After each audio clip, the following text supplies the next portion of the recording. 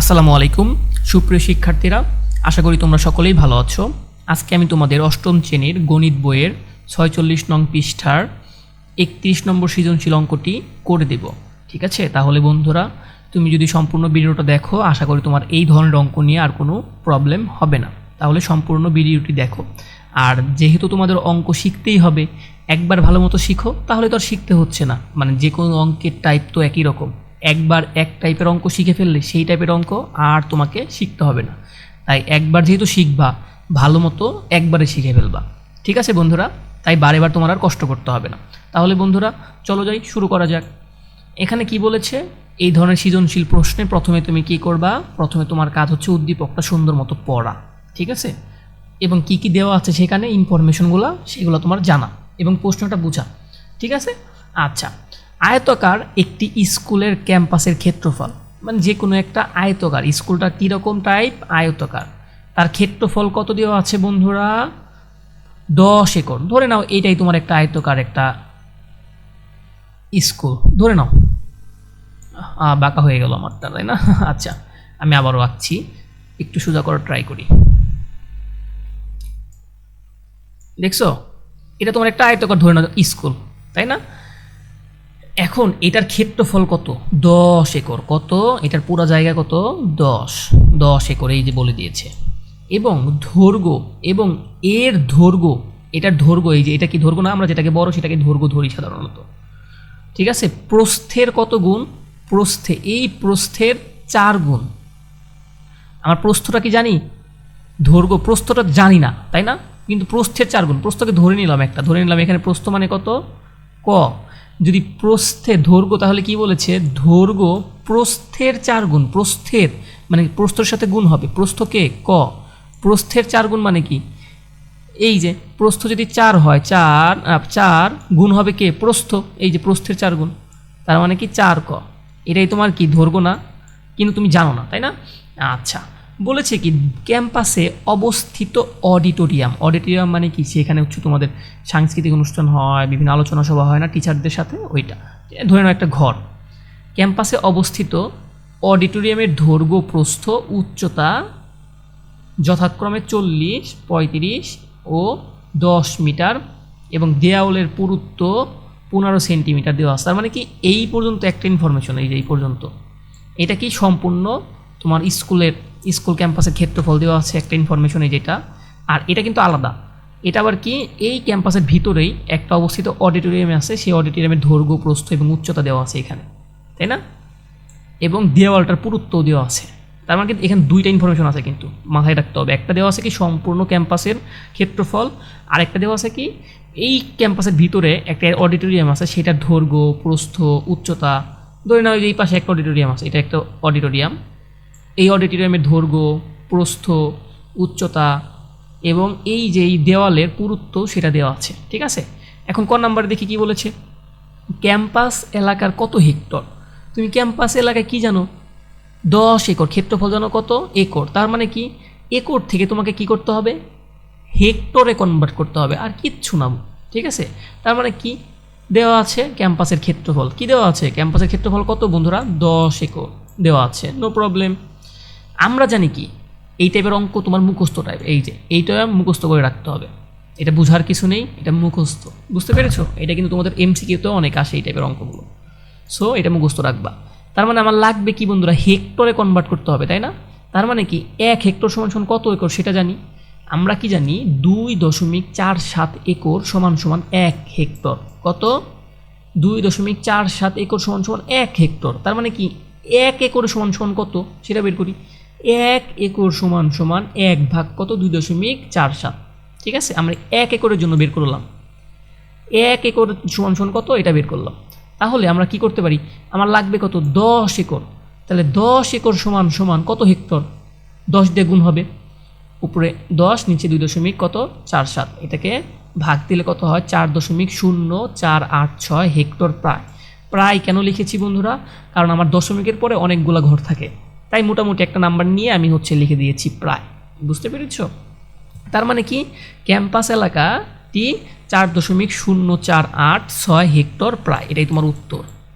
তার মানে কি এটা টোটালি হচ্ছে মুখস্থ টাইপ, মানে কি এই যেটা মুখস্থ রাখতে হবে 2.47 একর সমান সমান 1 হেক্টর। তার মানে কি 1 একর সমান সমান কত, 10 একর সমান সমান কত। তোমার যেখানে 15 থাকতো তাহলে কি এই যেখানে 10-এর জায়গায় 15 দিয়ে গুণ করতা, অঙ্ক হয়ে গেছে। বুঝতে পেরেছো? তোমার ক নাম্বার কিন্তু শেষ। খ নাম্বার দেখি কি বলেছে, স্কুল ক্যাম্পাসের সীমানা প্রাচীরের দৈর্ঘ্য মিটারে নির্ণয় করো।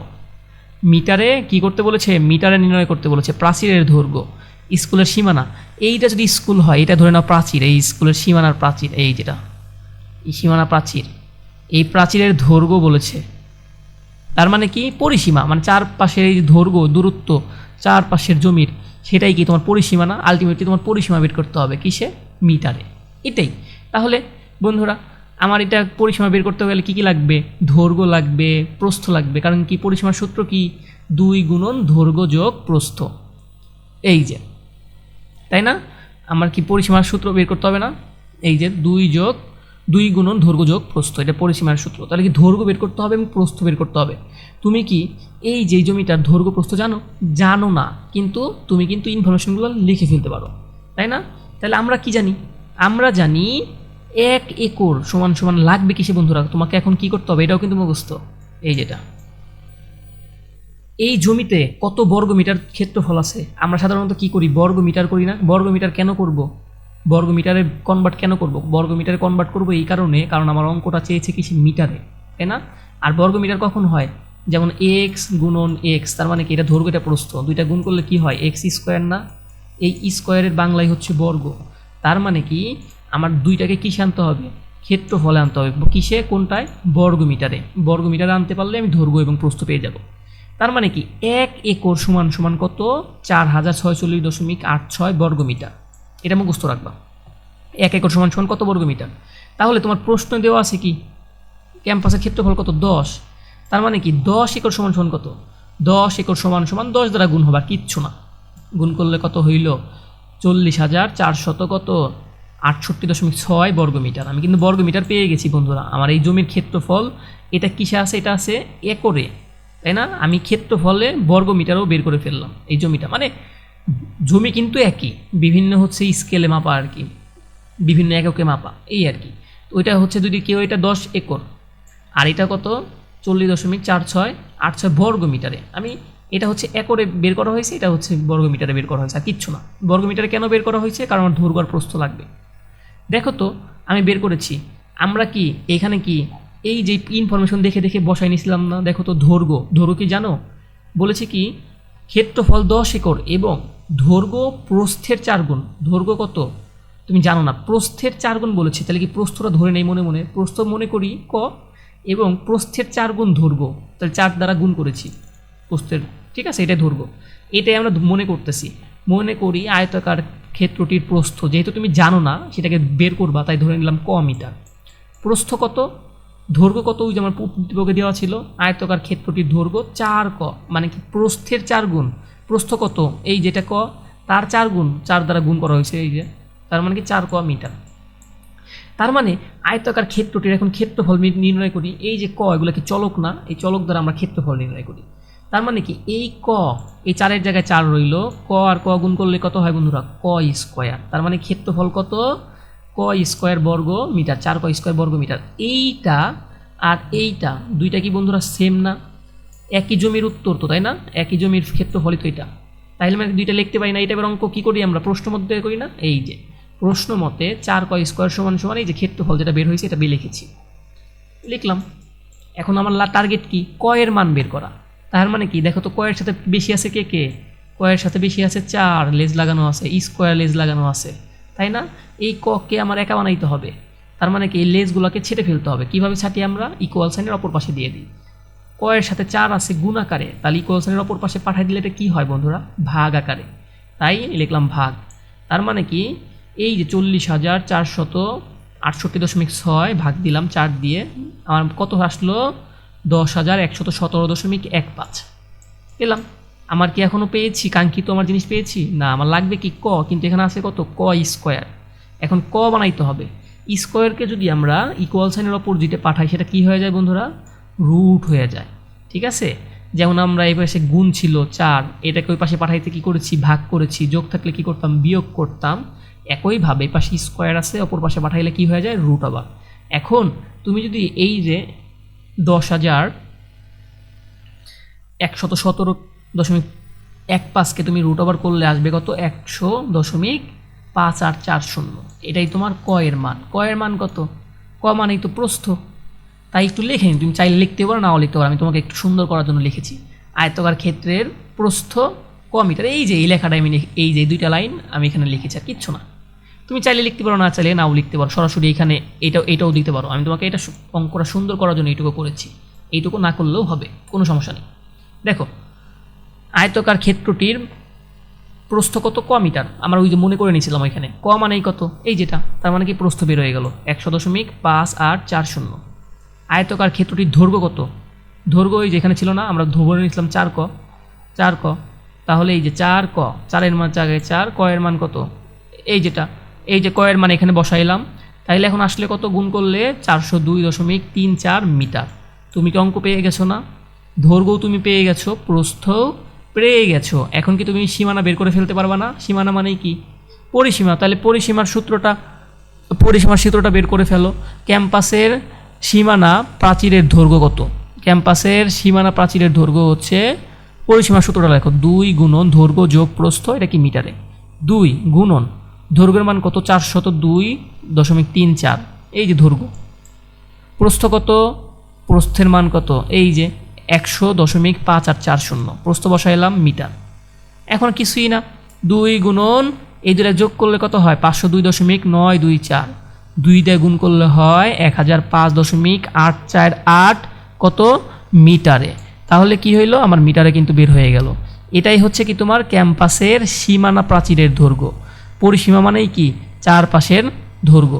সেই ক্যাম্পাসের সীমানা প্রাচীরের দৈর্ঘ্য কত 1005.848 মিটার প্রায়।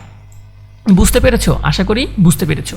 এখন দেখো তো গ নাম্বার অঙ্কটা করি। অডিটোরিয়ামের 4 দেওয়ালের আয়তন নির্ণয় করো। অডিটোরিয়ামের 4 দেয়ালের আয়তন নির্ণয় করো। এই যে ধরে নাও এটা একটা অডিটোরিয়াম, মানে একটা ঘর, ধরে নাও এটা একটা অডিটোরিয়াম, ঠিক আছে। অডিটোরিয়ামের 4 দেয়ালের দৈর্ঘ্য, দেওয়ালের আয়তন নির্ণয় করতে বলেছে। ওকে, দেওয়ালের আমার কিন্তু সম্পূর্ণ আয়তন বের করতে বলেনি। এই যে দেওয়াল আছে না, এই দেওয়ালের কি একটা পুরুত্ব আছে? অবশ্যই এই দেওয়ালের কি আছে একটা বন্ধুরা, একটা পুরুত্ব আছে। ধরে নাও হচ্ছে এইটা হচ্ছে পুরুত্ব, ঠিক আছে। আমি এখান থেকে করি, এই যে দাদা ধরে নাও এটাই করতেছি, এটাই তোমার অডিটোরিয়াম।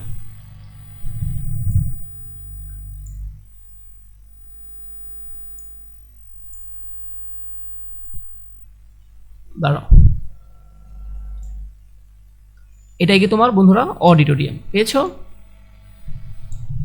আচ্ছা, এখন কি, এখন দেখো তো এইখানে কি দেওয়া আছে, অডিটোরিয়ামের দৈর্ঘ্য তোমার উদ্দীপকে দেওয়া আছে। তুমি একটু দেখলেই বুঝতে পারবা দৈর্ঘ্য কত দেওয়া আছে বন্ধুরা, 40 মিটার। এখানে কত দেওয়া আছে 40 মিটার। প্রস্থ দেওয়া আছে কত 35 মিটার। আমি কিন্তু এগুলা এই দেওয়া আছে, এগুলা কিন্তু তোমার উদ্দীপক থেকে লিখেছি, ঠিক আছে। এখানে কত 35। উচ্চতা কত এটার 10, এটা কি তোমার উদ্দীপকে দেওয়া আছে।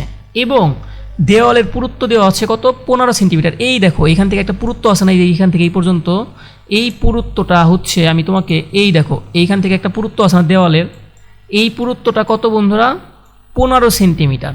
দেখো তো সবগুলো আছে কি মিটারে, এটা একটা মিটার, এটারটাও মিটার, এটারটাও মিটার, তাহলে কি এটাকে মিটারে কনভার্ট করতে হবে না?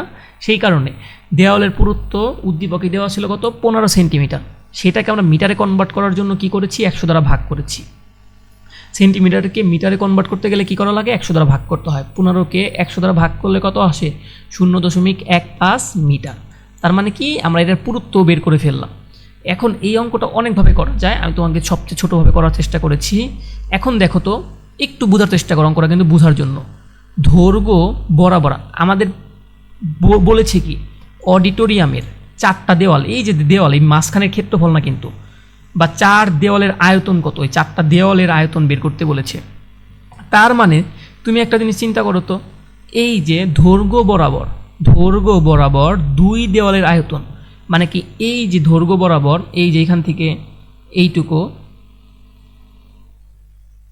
ঠিক আছে, আবার এইখান থেকে এই পর্যন্ত, দুইটাই কি দৈর্ঘ্য না?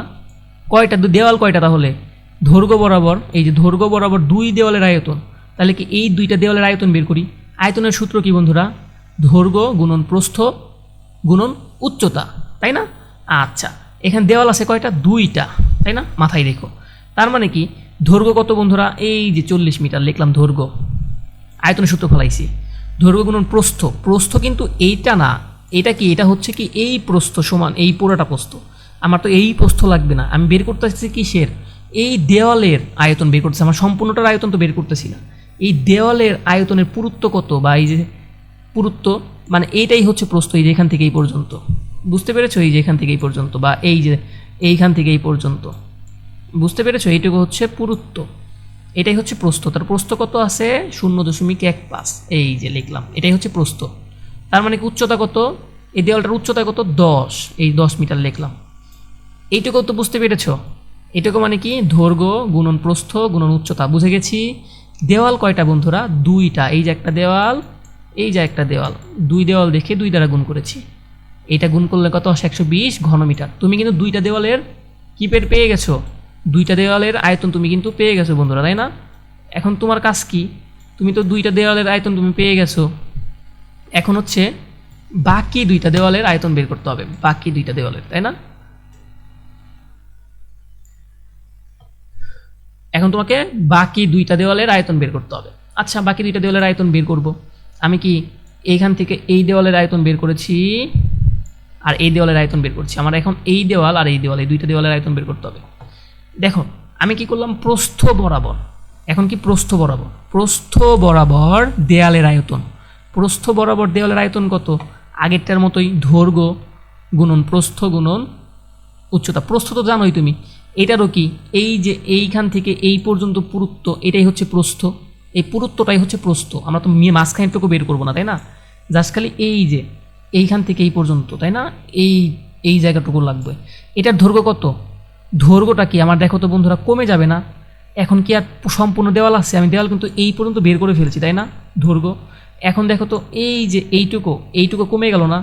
এইটুকু তো আমি দৈর্ঘ্যের সাথে ক্যালকুলেট করে ফেলেছি। তার মানে কি প্রস্থটা দেখো তো কমে গেল না দৈর্ঘ্যটা এটার? এই যে এই 2টুকু তো পার্ট কমে গেল, এই 2টুকু পার্ট কমে গেল দেখে আমি কি করেছি দেখো তো, এটার কতটুকু কমে গেল? 0.15 না, এইটুকু কত? 0.15। তার মানে কি আমার ছিল প্রস্থটার কত? প্রস্থটার লেন্থ ছিল কত?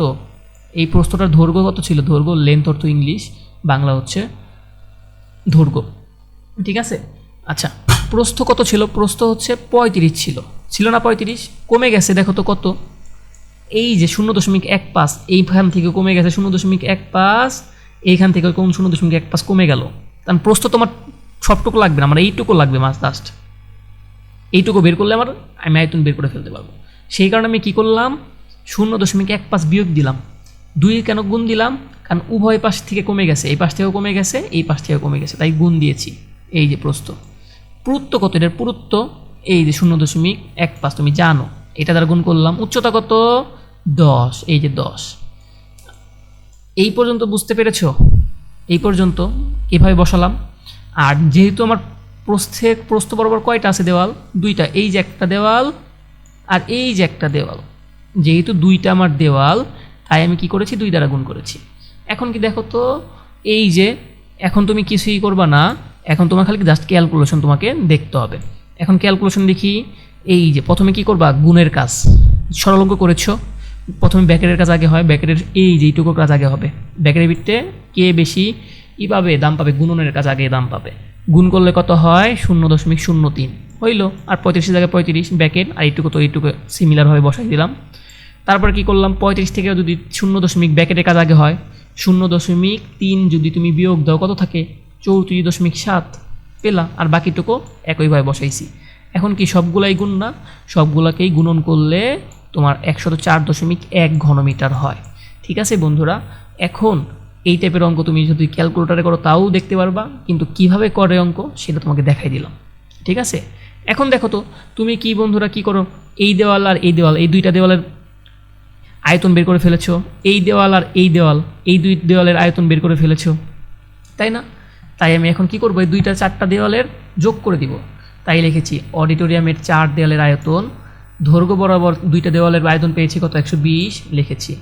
আর প্রস্থ বরাবর দুই দেওয়ালের আয়তন পেয়েছি কত 4.1 ঘনমিটার, যোগ করলে হয় 224.1 ঘনমিটার। এটাই তোমার উত্তর, 4 দেওয়ালের আয়তন 224.1 ঘনমিটার। আবার একটু বুঝে নাও, তোমার কিন্তু মেনলি তোমার কাজটা কি ছিল আসলে, তোমার কাজটা কি, তোমার কাজ হচ্ছে কি বন্ধুরা, আমি তোমাকে আবার একটু দেখাই।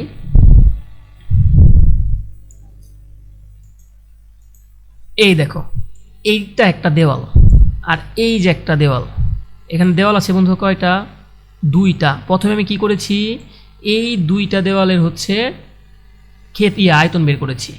তারপরে দেখো তো, এই যে প্রস্থ বরাবর এইখান থেকে এই যে, ঠিক আছে, এই যে তুমিই বলো, আমি প্রথমে কি এই দেওয়াল পর্যন্ত যাওয়ার পরে আমি কি আবার ওই ভিতরের দিকে ঢুকবো? এই যে এইটুকু আলাদা না, এই দুই পাশ থেকে কমে যায় না, এই যে এইটুকু কি আমি করবো প্রস্থ বরাবর? প্রথমে দেওয়াল তুমি এটা করলা, এইটুকু দেওয়াল করলা, করার পরে কি প্রস্থ বরাবর আবার ওইটুকু যাবা না। এই দৈর্ঘ্য আছে কত 40, তাই না? প্রস্থ আছে কত 35, তাই না? এই যে 35 আছে।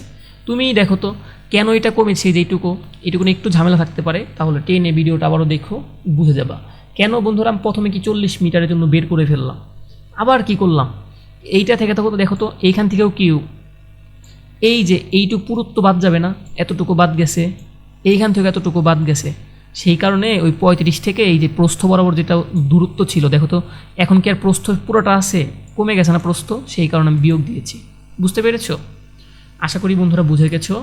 তাহলে পরবর্তী চ্যাপ্টারের ভিডিও দেখার আমন্ত্রণ রইল। ধন্যবাদ সকল।